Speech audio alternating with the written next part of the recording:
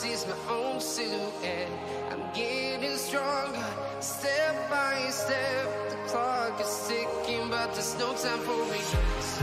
I've been flying from town to town, from London to Taiwan. I've been all around the globe, trying to protect your soul. We are heroes tonight. We will fly above the sky. We are heroes tonight. Yeah. We are heroes tonight.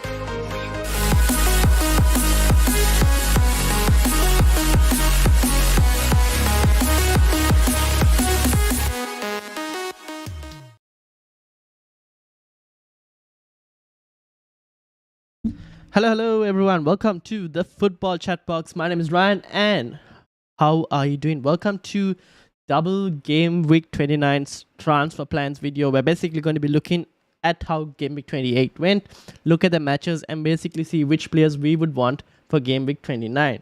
Hope everyone's having a good day. If you are new, welcome to the channel. Feel free to ask any questions if you're here live. If not, if you're watching this back later, feel free to ask any questions in the comments below, and I will answer each and every one of them. So, having said all that, Game Week 28 went pretty decently, not as, maybe could have been better. A green arrow is a green arrow. We went to 568, Martinelli captain. Unfortunately, Saka decided to outscore him by a considerable margin, but I guess Martinelli captain kind of paid out as he was my second highest scorer. My defense decided not to turn up. Not a single one of my defenders decided to turn up. The March to Madison move, I think, kind of paid out. I'm happy with the initial return. Maybe could get potential points a bit more later on. We'll have to obviously see. Unfortunate yellow card. He is on a tightrope as well, a suspension tightrope closer. So I will kind of have to monitor him and see how he is doing. But having said all of that, apart from that, it's everything else, I think, was okay. I guess it's a green arrow, so we move forward. So we're going to look at the games, starting with that Arsenal Palace game. Arsenal just dominated that game completely, but did concede a goal, and again the clean sheet decided to disappear. Now, lineup wise, we kind of Saliba out injured. Now, will he be back for the game week in 29? We'll have to wait and see for press conferences to see whether he'll be back or not. But the rest of the lineup was as expected. Easy Shark, hello. How should I transfer Haaland in next game week or the week after next game week? Well, we will get to that, because there were rumors that Haaland, not rumors, there is news that Haaland has pulled out of the international squad, the Norway international team, due to a groin injury. So we will have to kind of monitor that situation. One thing I will say with early international team news with players pulling out, I wouldn't take that seriously, because we've seen it in the past where players pull out just so they can kind of avoid going for those matches, just to have a rest at this time of the season.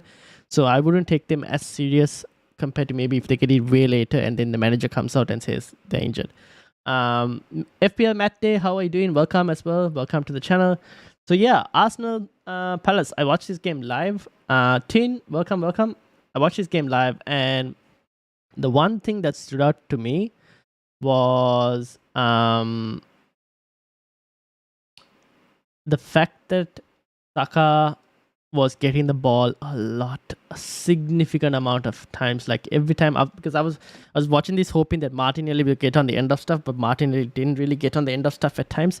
There were points where he was playing out wide. Trossard was the one who was more central, as you can see from the formation, and I have something else as well to show you guys, which is, I'm going to use this as well now going forward for these videos, where we look at the average positions as well to kind of get an idea. This might hopefully explain stuff. Haaland groin injury, Euro qualifiers, I think, so maybe could be legit injuries, but to be honest, I don't know, because we'll see. He hasn't got an injury this season. So maybe he gets an injury. It's a serious injury. We don't know. We'll wait and see for Pep's press conference news and see how that happens. I think there's kind of time, but we'll see. Now, before this game, just like FPL Matte says, has made me keep Saka for Leeds home. Now, before this game, just like him, I was intended on selling Saka for Bruno Fernandes. I was planning on doing that for Double Gameweek 29 before this game. And you wouldn't have been wrong to have thought that, given how Saka's influence in the game wasn't as great, right? Now, after this game, I'm now looking to sell Martinelli. Yes, sell Martinelli for Bruno Fernandes and keep Saka. Because of how involved Saka was. He was so involved. Now his touch map, obviously, where is Martinelli? This is Crystal Palace. Sorry, wrong team. Here we go. This is Saka. Look at it. He's the furthest forward out of everyone else. Martinelli is here. This is Trossard. And then obviously Gabriel Jesus came in later with Odegaard. But Saka, the furthest more involved. If you were to look at goal attempts, would it show? This is Saka, Shaka, Gabriel Jesus, Thomas Partey, Shaka. Where is Saka's one? It doesn't tell you the names properly. What can we... Maybe let's see the touches.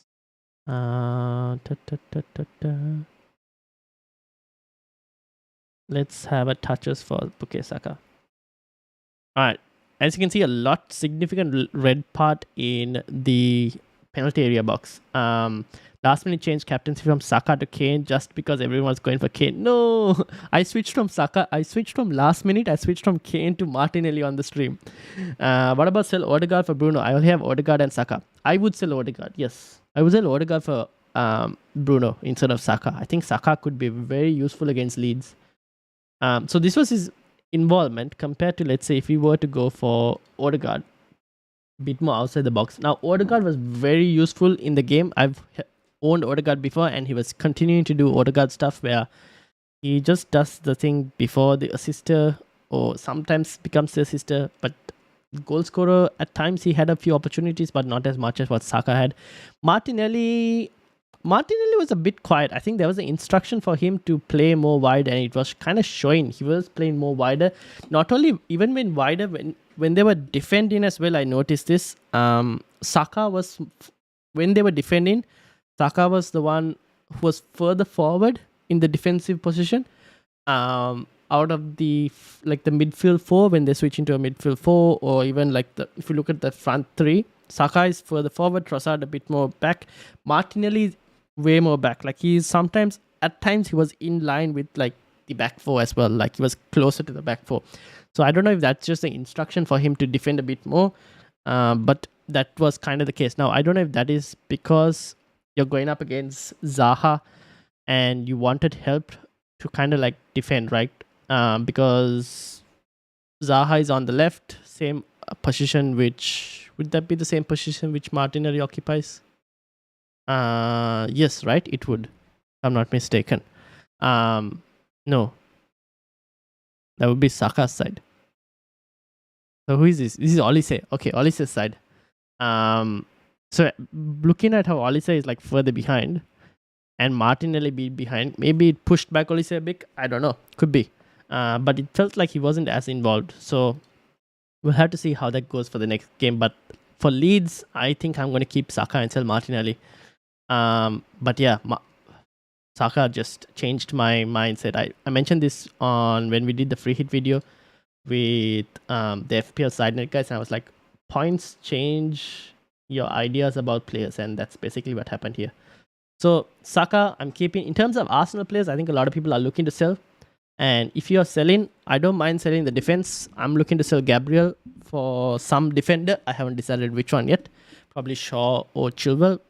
I haven't really decided where to go on that specific situation. But if you're looking for in the midfield, and if you're deciding of which midfielder to sell, and you had Saka and any of the other Arsenal midfielders, I would probably look at selling the other Arsenal midfielders ahead of Saka. That's just my personal preference. Palace, not going to really talk much about them. Obviously, they've sacked their manager and appointed Roy Hodgson. I don't know what Roy Hodgson will bring to this Palace team. To be honest, I'm expecting them to continue poor performances. Maybe he slightly goes defense first and tries to keep them more solid in the defense. But to be honest, I'm not really sure what to expect from Roy Hodgson at the moment.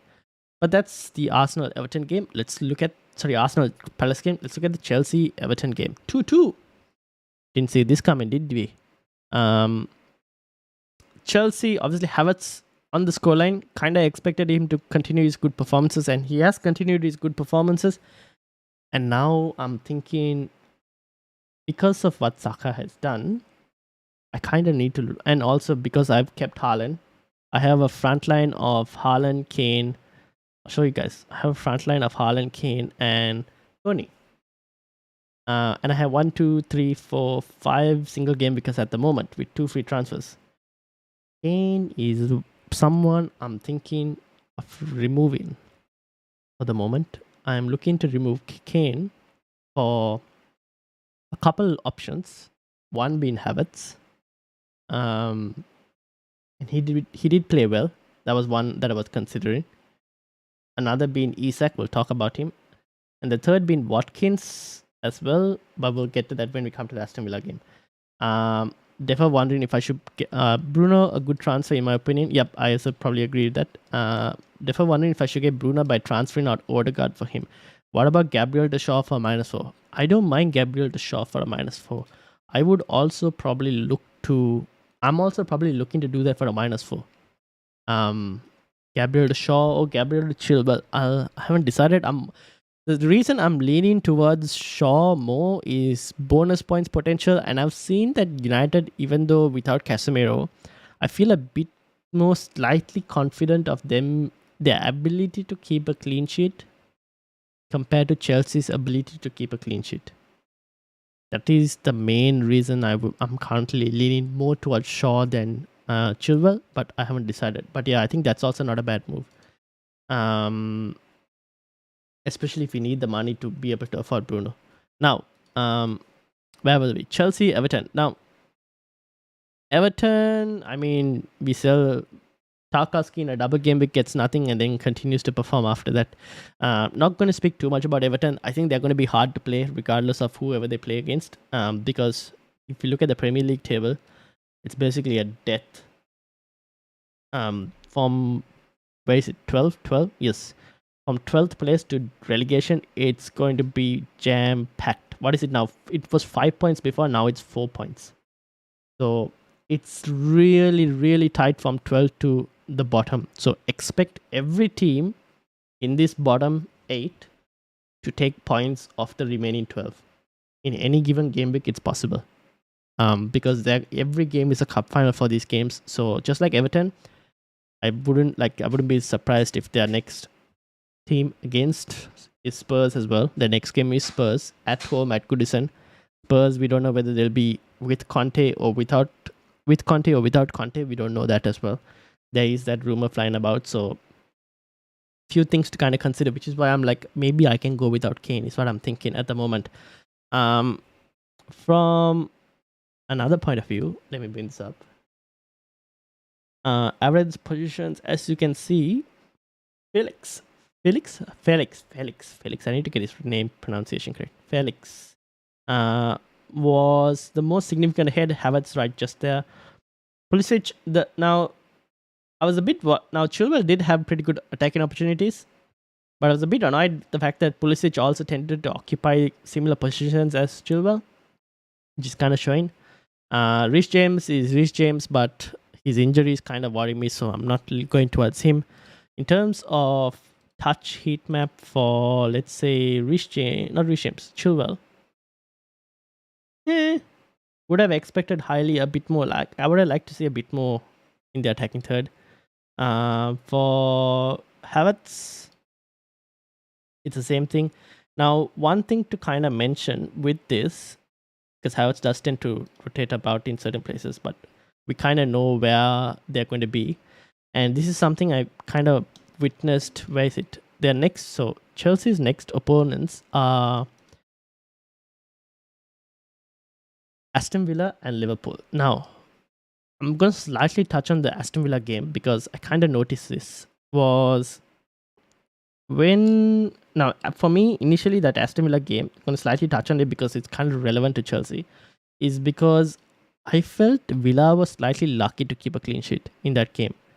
And one thing I noticed quite a lot was Bournemouth were attacking down their left hand side quite a lot, which is Villa's right hand side. And the same thing in this specific situation could be applied.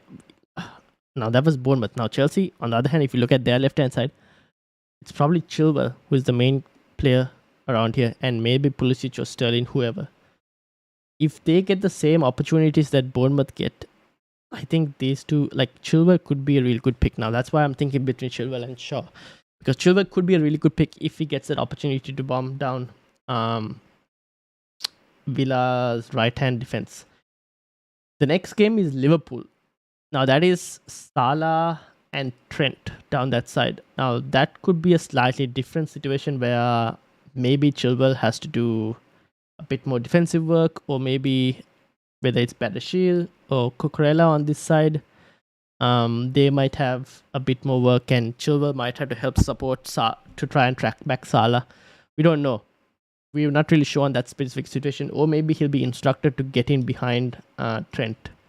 So that's a game that's slightly a bit more harder to tell how much further forward he'll get to go. But in general, he's a good pick, and I think he could exploit in the Villa game as well, or whoever plays on the Chelsea left-hand side. There is the possibility that they play on the left-hand side and Havertz can get on at the far post or wherever the cross comes in from the left to the right, and maybe Havertz can exploit it. There is a possibility.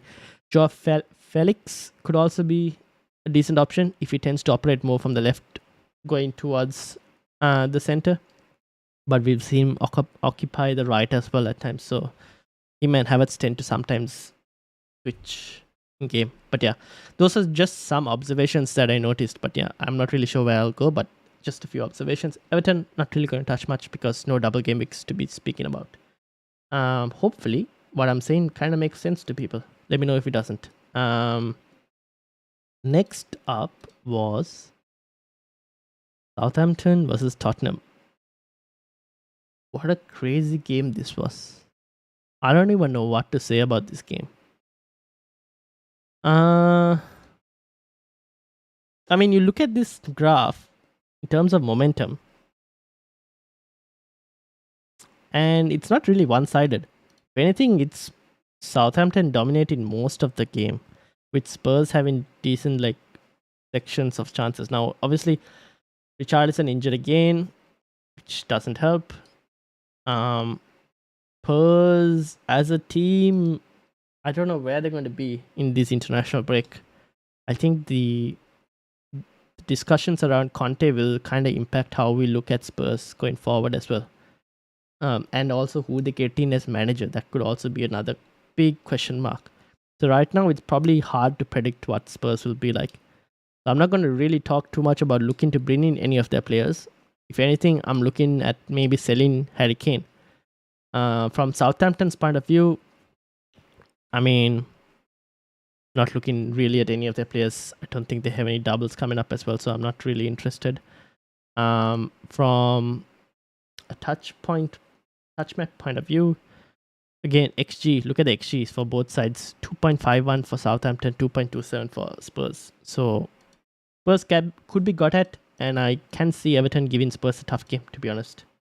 I don't know what FPL Matt Day would say about this, because he is a Spurs fan, so he might have a better opinion on this, but I'm just thinking it could be a tough game.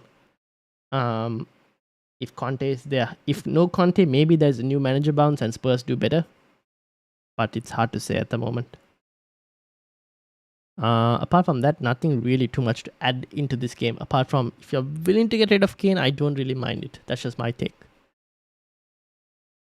And also, just because I want to add the reason, another justification behind me removing Kane is the tough run of fixtures that are upcoming. Now, obviously, Everton is a decent fixture, not an easy one, but then you got Brighton, could be a tough one. Bournemouth could be a very easy one, but we've seen them cause upsets at times. Newcastle, United, Liverpool, 3 in a row. Which is why I'm like, I look at Kane and he's obviously he does tick over with points, but he doesn't really explode every single time. Like he's got only a few double digits. So I'm thinking I can back against it. Now I might change my mind. I mean, I might bring him back later in if Tony gets another yellow and gets suspended or whatever. But for the moment, I think I can take him off. Is what I'm thinking. But yeah, that's with regards to Spurs. Brentford versus Leicester. Now, again, Iheanacho got dropped. Why? Because Patterson Daka decided to score a goal in the previous game. So Iheanacho did get dropped. Harvey Barnes was back. Maddison obviously played well. Good ball to Harvey Barnes. I think if you're looking for Leicester players, it's Barnes and Maddison for me. I wouldn't look at any other Leicester attacking player. I think the rest are all rotation. With defensive assets, I know their defensive numbers are bad, but their fixtures are not too bad though. Fixtures do have a very decent run of fixtures. I would be slightly tempted just because of the price point. I would be slightly tempted by Castanage. VL, welcome. You think Haaland and Rashford will be back? Rashford, yeah, most likely. Haaland also, I think he will be back, yeah. I'm not too worried about those two at the moment. Could be a decent option, maybe for the price point. Not going to guarantee that you get clean sheets, but maybe because of the fixtures being good, he could probably get clean sheets. This is something, if you're looking for a very budget defensive pick, I would probably look towards here. I know the defensive numbers haven't been great, but fixtures breed form and maybe they also breed clean sheets. You never know. Just a note. XG wise, Brentford 0.64 against Leicester's 1.35. So that kind of does look positive for Leicester. Timothy Castanage, obviously here. But Harvey Barnes, the significant one who's forward. Maddison in the center, a bit more deeper. So if you're looking for a Leicester player, if you can't afford Maddison, Harvey Barnes is a pretty good option.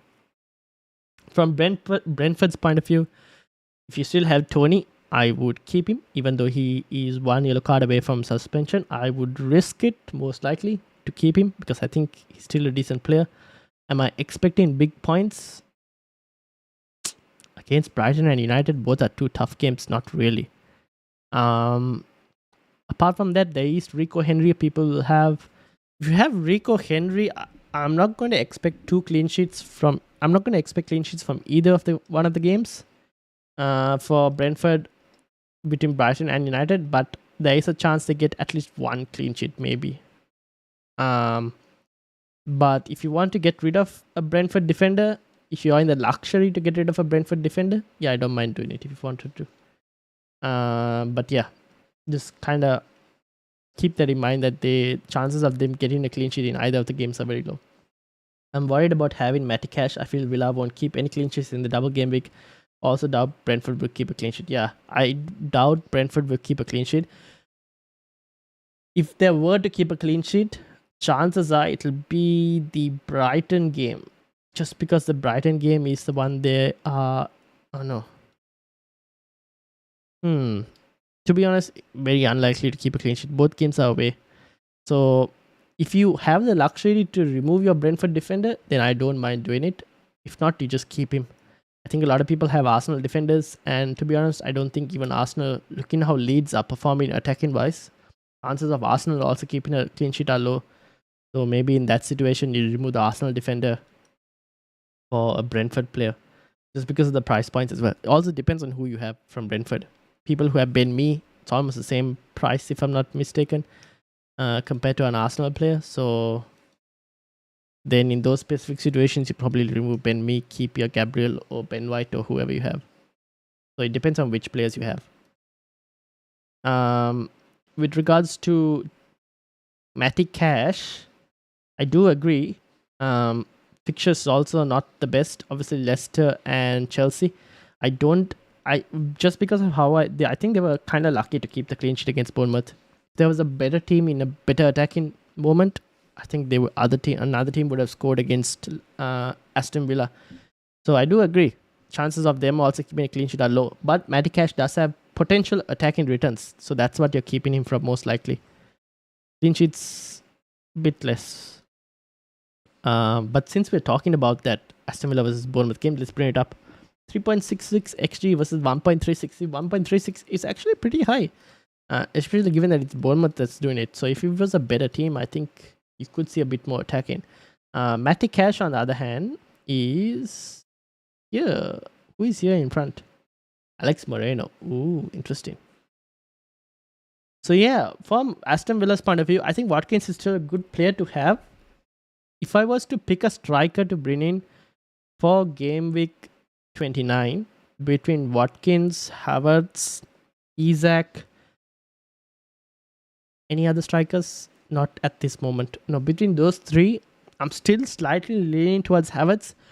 If Isaac gets the double in 31, there is an argument to be made to bring in Isaac, even though the double in 29 is pretty hard.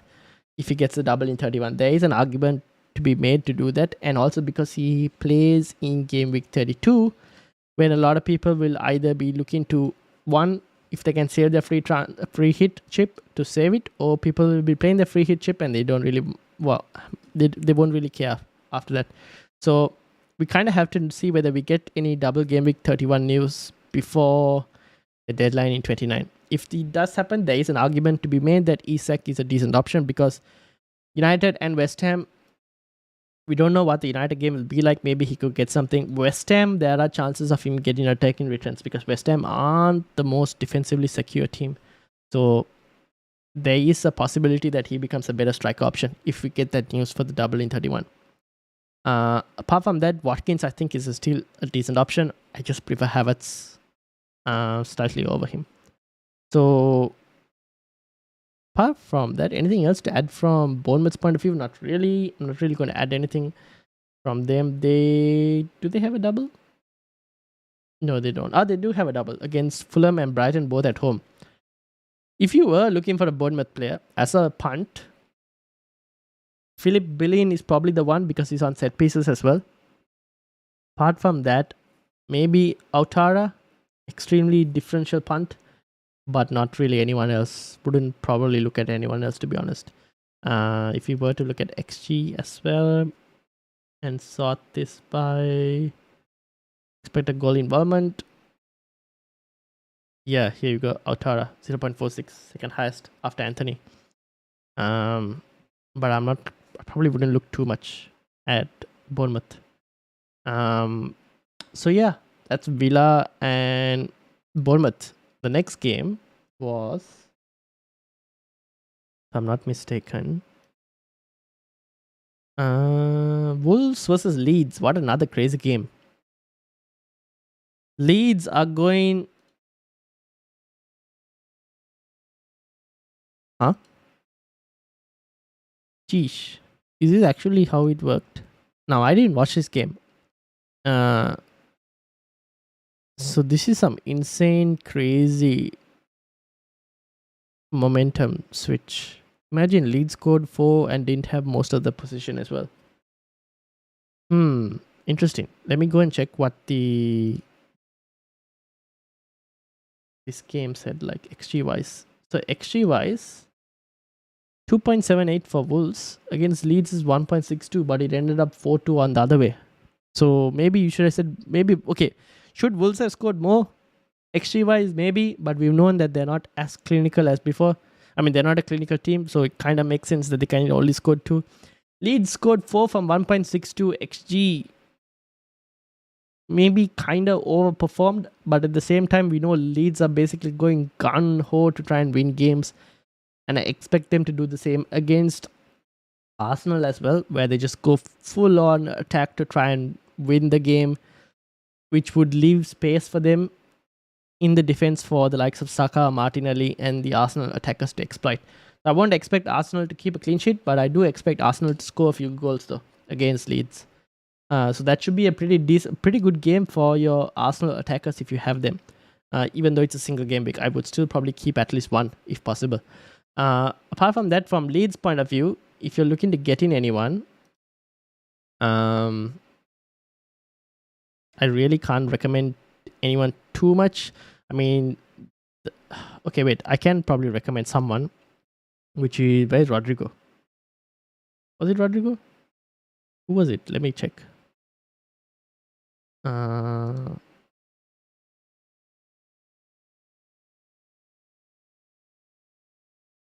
Give me a 7. Was it? No, it was.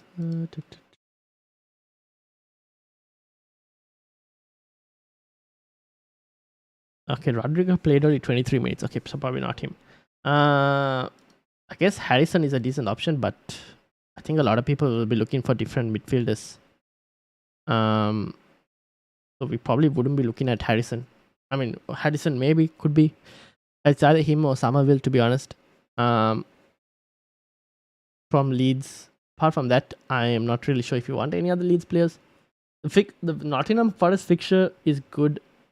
Arsenal fixture is hard, but they do deliver goals. That's one thing to kind of keep in mind. They will give you goals. After that, they got Crystal Palace in game week 30. 31 is hard. 32, they play Fulham though. So it's a decent run. I'll bring this up for you guys. Tiger and Gunnar, welcome. So it's a decent run of fixtures for Leeds. If you're looking for an extremely differential punt, if anyone's looking, maybe it's not a bad option. Tiger and Gunnar got 74. Wow. Nice. Was that the free hit or was that just your normal team? That's a really good game week. So maybe this is a decent option. If you guys wanted an extreme punt, Harrison. The fixtures are not too bad. They will produce goals, but they will probably not win all the games as well. So that's one thing to kind of keep in mind. But they will give you goals. That's one thing that you probably know from Leeds just because of the way they're playing recently. Apart from that, Wolves, I'm never really impressed by Wolves, and their ability to score goals aren't there as well as most of the time. And they also don't have a double game week, so we don't really need to talk about Wolves. And then, were there any other games that I missed? We touched on Villa, Bournemouth, Forest, Newcastle. Now, Isaac took the penalty. The one thing in this is Newcastle still didn't manage to keep a clean sheet, which is annoying. And they go and face West Ham and United. I have double Newcastle defense. Do I see a clean sheet in either game? I don't know. Maybe one, maybe none. They're probably hoping for defensive returns, maybe. So it's hard to actually say. Newcastle haven't really been keeping clean sheets. So it's very hard to say. Since the restart, they haven't been as great. So defensive-wise, I wouldn't look to get any more Newcastle defenders. Attacking-wise, Isak could be a really good option, especially if we get information that they double in 31. The fixtures, though, for Isak aren't as great compared to, say, someone like a Havertz. Havertz does have maybe slightly better fixtures because Liverpool aren't that great defensive. Then you got Wolves. Brighton will be a tough one, but by then, I think a lot of people might be looking at Liverpool players. There is a possibility you switch him on later. So if I'm looking for a striker right now, if it's for Isak, I'm looking at until 31. If it's for someone else, I'm probably looking at maybe until game week 30. That's kind of where I am at the moment. I haven't really decided on that. So yeah, Isak is another option for Newcastle's fixture.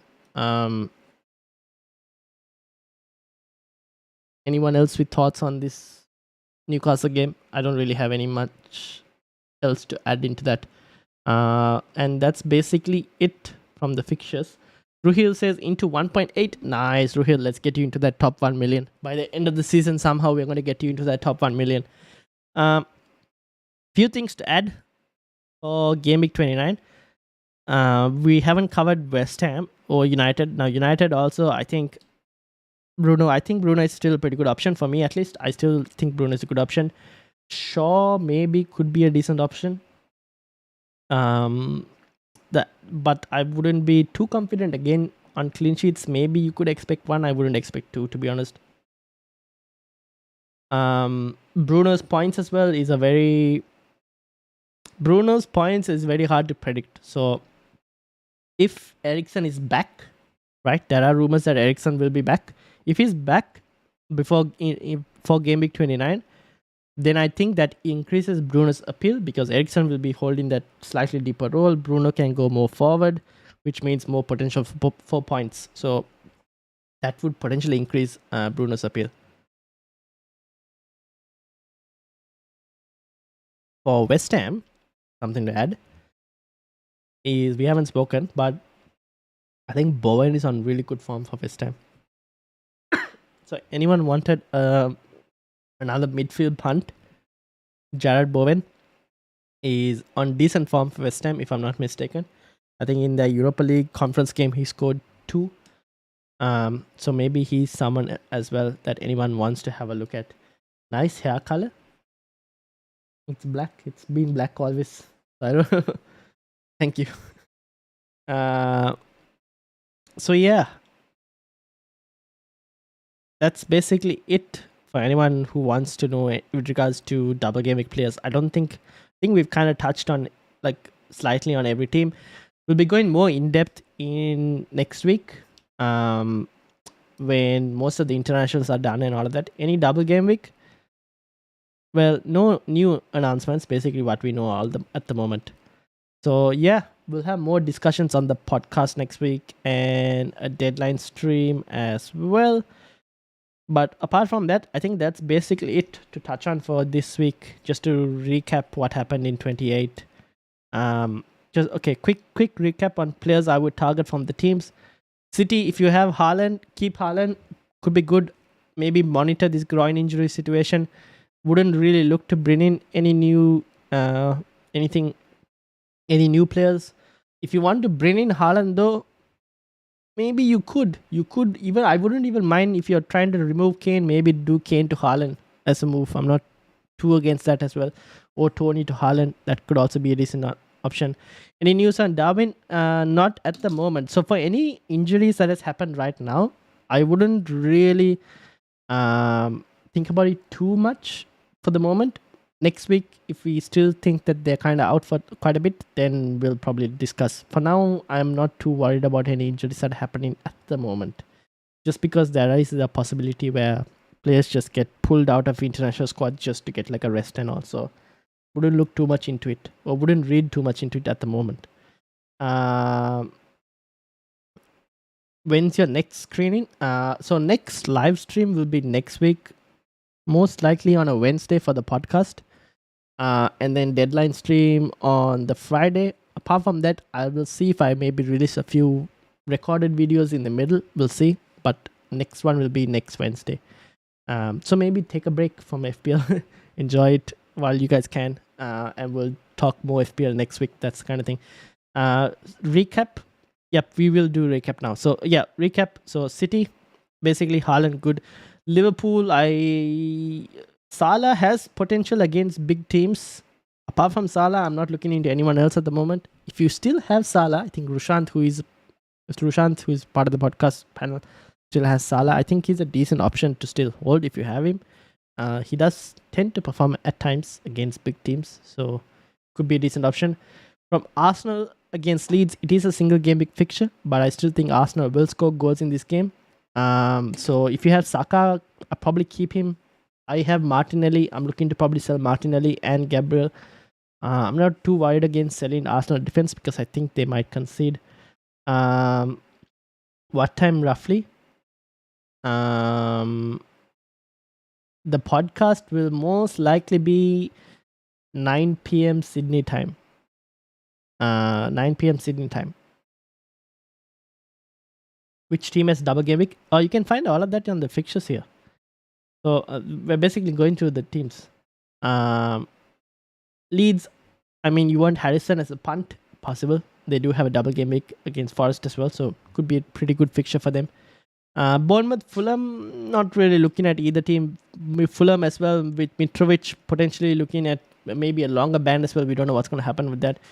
Maybe Bournemouth could be a team to actually get if you want as a punt.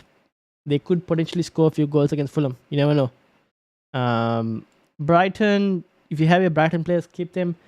Brentford, if you have Tony, I would probably keep, but I am not against selling as well. If you have Brentford defense, and if you have the luxury to move them out, I don't mind moving them out because I don't think they're going to keep clean sheets in either one of the games, either against Brighton or against United, to be honest.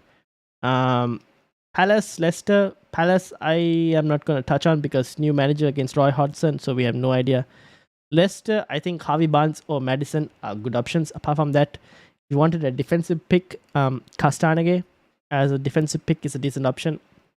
I wouldn't look at any other Leicester players for the moment. And also Ward seems to have lost his place, I think, We don't know, but seems to have lost his place. So if you have a Ward as a goalkeeper and you're looking for another goalkeeper, I'll probably answer that on the podcast next week for another goalkeeper. Forest obviously have a double against Leeds and Wolves. Pretty decent double, to be honest.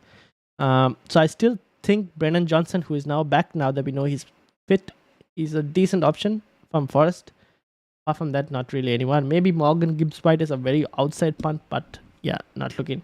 Wolves, no double game week, so not speaking. Chelsea, Havertz, Chilwell are the two on the top of my list.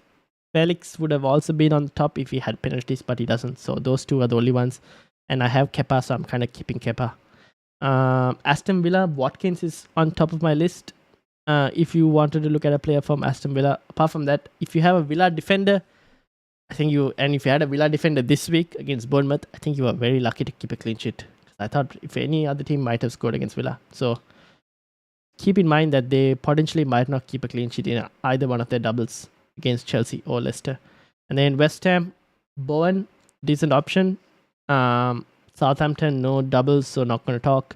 Newcastle, Isak could be a pretty good option, especially if we get news on their double in 31. If that is confirmed before the Game Week 29 deadline, then Isak becomes a pretty good option going forward. And then from United, Bruno, really good, I think. Points prediction, though, for him is a bit hard to tell. Depends if Eriksen is back or not. If Eriksen is back, he becomes a better option.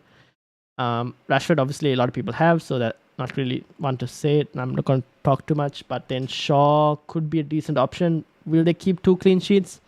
Maybe. He could get an attack in return as well, even though there is no Casemiro. I still think there is a chance of 2 clean sheets. And then finally, Everton versus Spurs. I am thinking of getting rid of Kane. I don't know if that's a good move yet, but I think Everton will give a slightly tough game against Spurs. I still expect Spurs to win, but Everton might give a tough game. But yeah, that's basically it, the wrap up, and the rest are all double game week teams, which we've already spoken about. So that's basically it. Hopefully everyone enjoyed Tag and Gunan. Thank you for joining. Simona, Zachariah, Ruhil, VL, Easy Shark, and FPL Matte, and as well as Tin. So thank you to everyone who joined. Podcast next week on Wednesday. I got a couple of Bournemouth players in my team still. Well, if you have the likes of a Philip Billion, or who was the other player that I kind of mentioned? Autara was it, I think. Where is Autara? Not a bad option. Do have some threat from them. Then Anthony is the one who's on form, but yeah, that's basically it. Solanke, I probably wouldn't go there. I think there are better strike options for the moment. But yeah, Henry on the bench. Rico Henry for you on the bench. Yeah, if you're playing a bench boost, you might as well this thing. If not, we'll talk about it next week in terms of who to bench out of the lots. But thank you all for watching. Short video as usual for these kind of videos. Oh, well, not really short. It's gone for like 40 minutes. But that's basically it. Thank you to everyone who's watching. Make sure to hit the like button, subscribe while you're new. Where can I hear the podcast? It'll be on YouTube, and we'll be live next Wednesday, most likely. Next Wednesday, we'll be live. And also, I might do a few non-FPL videos. I haven't confirmed that yet. Non-FPL videos during the week, just for like some content on the channel. Not confirmed yet though. But apart from that, FPL videos will return next Wednesday. So yeah, thank you all for watching. See you all next Wednesday for a live stream. And if you're new, hit the like button, hit the subscribe button. And if you have any questions after this video, let me know in the comments and I'll try and answer them. If not, you can follow me on Twitter at Ryan_MS28 and ask any questions over there as well. So thank you to everyone, and I'll see you all next week. Peace out. I'm